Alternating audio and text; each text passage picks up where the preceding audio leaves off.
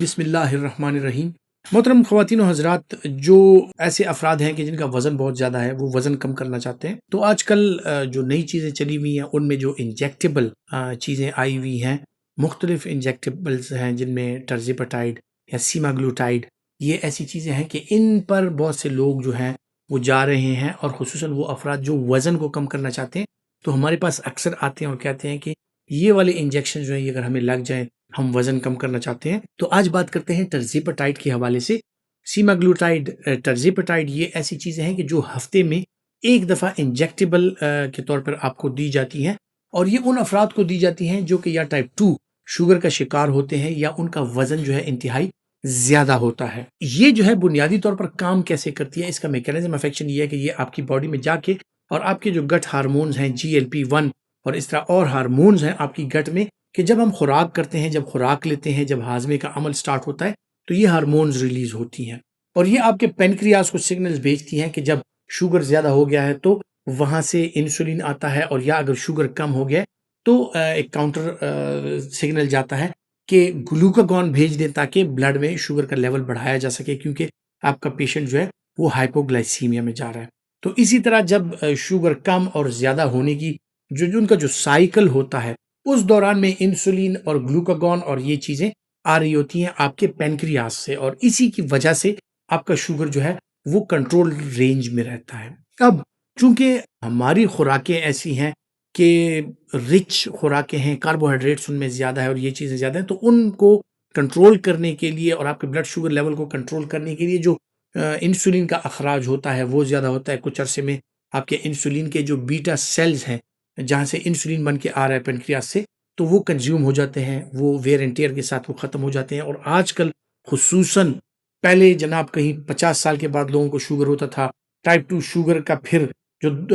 As है उसके लिहाज से जो एक मुतय्यन करदा एज थी, पहले 45 हुआ करती थी, फिर वो 40 पे लेके आ गए, फिर 35 पे भी अभी वन कहते हैं कि टाइप 2 डायबिटीज़ हो जाता है। इवन 30 की एज में भी जो शुगर होता है आपको, वो टाइप 2 शुगर के मैकेनिज्म से ही होता है, और इसकी ये एज जो है वो कम होती चली आ रही है। अब 30 साल की एज में भी टाइप 2 डायबिटीज़ जो है वो लोगों को होने लगा है, और इससे नीचे फिर जो एज के लोग हैं उनको भी मेटाबॉलिक एरर्स की वजह से, यानी बहुत ज़्यादा मोटापे की वजह से जो है तो शुगर होने के जो चांसेस हैं वो बढ़ जाते हैं। और अगर चांसेस बढ़े ना भी तो इंसुलिन रेजिस्टेंस उनकी बॉडी में इतनी बढ़ जाती है कि वो शुगर के जो मसाइल होते हैं उसी तरह के मसाइल उनकी बॉडी में आना स्टार्ट हो जाते हैं। वो जो कार्डियक रिस्क फैक्टर्स हैं, यानी उनके दिल के जो अमराज हैं, उनके गुर्दे के जो अमराज हैं, यानी उनके आंखों की बीनाई के लिए जो खतरात हैं, जिस तरह शुगर के मरीजों में होते हैं उसी तरह इंसुलिन रेजिस्टेंस के मरीजों में भी वो अलामत आना स्टार्ट हो जाती हैं। और फिर इन अफराद को वजन कम करने के लिए आजकल मुख्तलिफ किस्म की चीज़ें हैं, जिनमें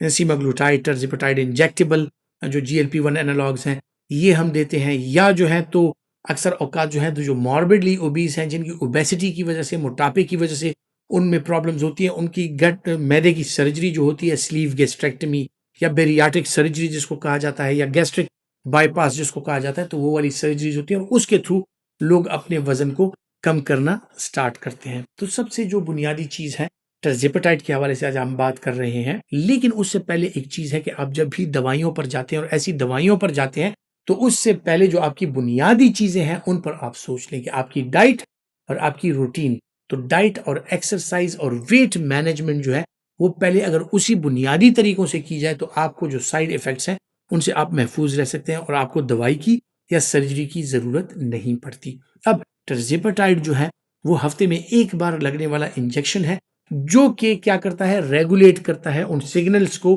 कि जो जाती हैं पेनक्रियास की तरफ, जहाँ से इंसुलिन बन के आता है और जहाँ से ग्लूकागॉन बन के आता है, तो ये उनको कंट्रोल करती है। ग्लूकागॉन की जो एक सर्ज है उसको कम करती है, इंसुलिन की सर्ज को बढ़ाती है, तो आपका शुगर भी कंट्रोल रहता है। और शुगर जब कंट्रोल होता है, इंसुलिन की पल्सेस बार बार ना हो, ग्लूकागॉन की पल्सेस बार बार ना हो, तो आपका वजन नहीं बढ़ता। तो इस मैकेनिज्म से आपका वजन भी कंट्रोल हो जाता है और आपका शुगर भी कंट्रोल हो जाता है। कुछ लोग ये सवाल करते हैं कि ये इंजेक्शन तो शुगर का इंजेक्शन है जो हफ्ते में एक बार लगना है, टाइप 2 डायबिटीज के जो पेशेंट हैं ये उनको लगता है, टाइप 1 के पेशेंट में नहीं लगता। जो इंसुलिन डिपेंडेंट टाइप 1 के पेशेंट्स हैं उनमें ये इंजेक्शन इंडिकेटेड नहीं है। टाइप 2 के जो पेशेंट्स हैं उनमें या अनकंट्रोल्ड शुगर है या अनकंट्रोल्ड उनका वेट है, वजन उनका बढ़ा हुआ है, खुसूसन जो मोटापे का शिकार शुगर के टाइप 2 डायबिटिक के पेशेंट्स हैं, उनके लिए एक इंतहाई बेहतरीन चीज़ है। अगर वो इसका इस्तेमाल करते हैं तो ना सिर्फ मोटापा कम होता है, ना सिर्फ शुगर कंट्रोल होता है, बल्कि इसके जो रिस्क फैक्टर्स हैं, उनके कार्डियक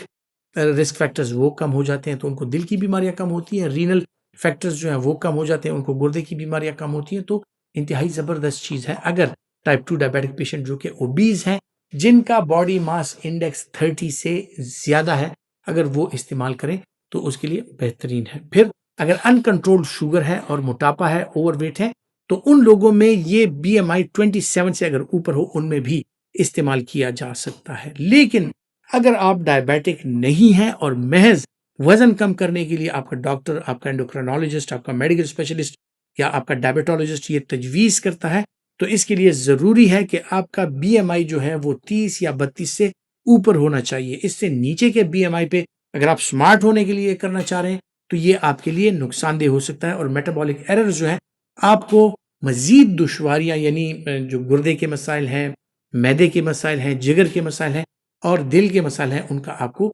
शिकार कर सकता है। तो जनाब, ये सेफ इंजेक्शन है उन अफराद के लिए कि जिनकी स्क्रीनिंग हो जाए, उनमें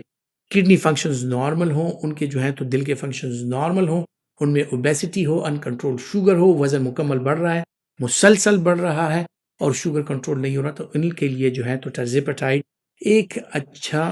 अच्छी चीज़ है, वो इस्तेमाल कर सकते हैं। और फिर इसके इस्तेमाल के साथ कुछ चीज़ें मॉनिटर करनी होती हैं कि आपको रेगुलरली अपने डॉक्टर को विजिट करना पड़ता है। खुराक में उन चीज़ों से आपको कार्बोहाइड्रेट्स को मुकम्मल तौर पर अपनी खुराक में से हटाना होता है, सिर्फ वो कार्बोहाइड्रेट्स जो आपके लिए नेसेसरी हैं और आपके लिए ज़रूरी है और आपको चाहिए आपकी बॉडी की रिक्वायरमेंट के मुताबिक सिर्फ उतना ही लें। उसके अलावा प्रोटीन्स और जो मिनरल्स और वाइटामिन और ये चीज़ें हैं, उन खुराकों का आप इस्तेमाल करें कि जिनमें कार्बोहाइड्रेट्स को छोड़ के ये चीज़ें होती हैं। एक्सरसाइज इसके साथ इंतहाई ज़रूरी है, क्योंकि महज आप ये सोचकर इंजेक्शन लगा रहे हैं कि मैं वज़न कम कर रहा हूँ और मैं खाऊंगा, पीऊंगा, एक्सरसाइज नहीं करूंगा तो मेरा वज़न कम होगा, ये बिल्कुल नहीं हो सकता। आपको डाइट और एक्सरसाइज के बाद आप जाते हैं जनाब दवाइयों पर, और दवाइयों के बाद इंसुलिन सेंसिटाइजर्स के बाद आप जाते हैं ये टर्जेपेटाइड या सीमाग्लूटाइड, इन चीज़ों पर। तो अगर आप फिर इनका भी इस्तेमाल करते हैं, अपने हज़ारों रुपए खर्च करके अगर आप अपनी सेहत को ख़तरे में डाल के इन चीज़ों की तरफ जा रहे हैं, तो फिर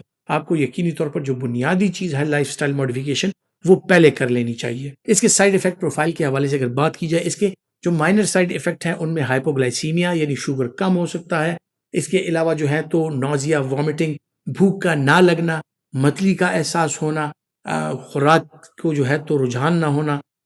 खाने को दिल नहीं करता, और इसके अलावा जो है तो हाजमे के मसाइल वो आपको हो सकते हैं। इंजेक्शन साइट पे प्रॉब्लम आपको हो सकती है, जहाँ पर आप इंजेक्शन लगा रहे हैं वहाँ पर दर्द का होना, खारिश का होना, या उस जगह का सुर्ख हो जाना, या एलर्जिक रिएक्शन हो जाना, ये इसके साथ हो सकता है। फिर इसके जो बड़े बड़े साइड इफेक्ट्स हैं उनकी तरफ अगर आप आए, तो इनके बड़े बड़े साइड इफेक्ट्स में जनाब एक चीज़ आती है पेनक्रियाटाइटिस, कि खुदा ना खास्ता आपके पेनक्रियाज में अगर कोई मसला है या आपको पहले से पेनक्रियाज के मसाइल मौजूद थे, तो आप अगर इसका इस्तेमाल करेंगे तो इसके साथ आपको पेनक्रियाटाइटिस हो सकता है, पेट में शदीद दर्द, उल्टियाँ आने की कैफियत, और आपका पेनक्रियाज यानी लुबलुबा जो है वो सूजन का शिकार हो सकता है। फिर इसके अलावा मुख्तलिफ जो मल्टीपल एंडोक्राइन न्यूप्लेजिया के जो पेशेंट्स हैं, यानी उनमें मल्टीपल एंडोक्राइन प्रॉब्लम्स हैं और उसकी वजह से उनका मोटापा है, तो मल्टीपल एंडोक्राइन न्यूप्लेजिया में ये इंजेक्शन जो है ये बिल्कुल सेफ नहीं है, ये कॉन्ट्रा इंडिकेटेड है, इसका इस्तेमाल हरगिज नहीं करना चाहिए। जो सबसे बड़ी चीज़ है जिस पे सारी दुनिया में बहस हो रही होती है कि थायराइड के जो मसाइल हैं,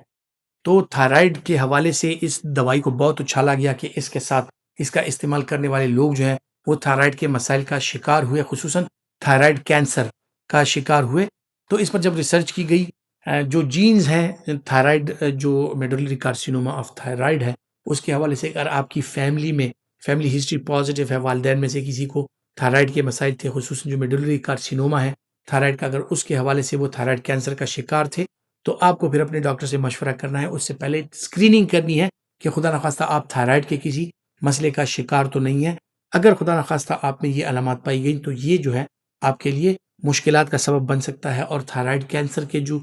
इश्यूज हैं वो या खतरात जो हैं वो बढ़ सकते हैं। लेकिन अगर नॉर्मल थायराइड है, फैमिली हिस्ट्री नहीं है, जेनेटिक कोई हिस्ट्री नहीं है,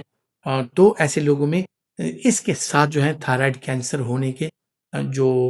खतरात हैं वो कम होते हैं। स्टडीज़ ये शो करती हैं कि जिन लोगों में इसने थायराइड के मसाइल को उभारा या उससे बढ़े, उन लोगों में ऑलरेडी जेनेटिकल कोई प्रॉब्लम्स थी या उनकी फैमिली हिस्ट्री में मेडुलरी कार्सिनोमा ऑफ थायराइड इसका इशू था, तो उसकी वजह से जो है वो ट्यूमर जो है वो बढ़ गया। फिर और अगर आपको कोई एंडोक्राइन ट्यूमर्स है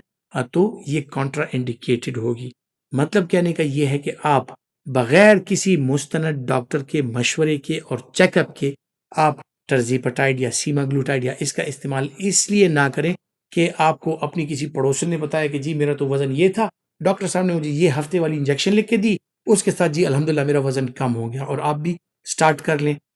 इसी तरह आपका कोई दोस्त अगर आपको बताए कि आप स्मोकिंग भी करते रहें, आप सब कुछ करते रहें, खाते पीते रहें, जी ये एक इंजेक्शन है हफ्ते में लगाएं आपका वज़न कम होगा, तो ये बातें जो हैं ये आपको सेहत के मसाइल में इजाफे का सबब बन सकती है, ना कि आपको कोई फ़ायदा देंगी। तो जब भी आप किसी दवाई का इस्तेमाल, खुसूसन फिर ऐसी दवाई का इस्तेमाल जो कि आपके लिए लाइफ थ्रेटनिंग हो सकती है, उसके लिए डॉक्टर से मशवरा ज़रूर कर लें। ख़वातीन हज़रात, उम्मीद करता हूँ कि मेडिसिन नॉलेज के हवाले से जो मालूमात मैं आपके साथ शेयर कर रहा हूँ आपके लिए फ़ायदेमंद साबित होंगी, और अगर आप समझते हैं कि फ़ायदेमंद है तो फिर लाइक तो ज़रूर बनता है। वीडियो को लाइक कीजिए और ज़्यादा से ज़्यादा शेयर कीजिए। अपना बहुत सा ख्याल रखिएगा। अल्लाह हाफ़िज़।